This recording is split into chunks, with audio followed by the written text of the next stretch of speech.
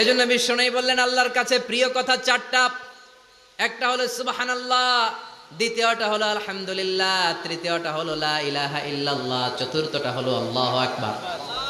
সুবহানাল্লাহ, আমার সাথে সাথে আওয়াজ করে পড়েন সুবহানাল্লাহ, আলহামদুলিল্লাহ, লা ইলাহা ইল্লাল্লাহ, আল্লাহু আকবার, সুবহানাল্লাহ, আলহামদুলিল্লাহ, লা ইলাহা ইল্লাল্লাহ।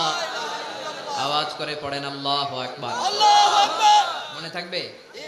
জিকিরের ওয়াজ শেষ। এগুলোর চেয়ে শ্রেষ্ঠ জিকির নাই।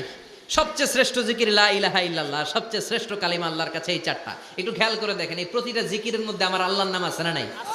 সুবহানাল্লাহ আছে না? আলহামদুলিল্লাহ, লা ইলাহা ইল্লাল্লাহ, আল্লাহু আকবার। আল্লাহ ছাড়া আল্লাহর নাম থাকবে না যেই শব্দের মধ্যে ওই সমস্ত নাম আর হুই হুই হুই হুই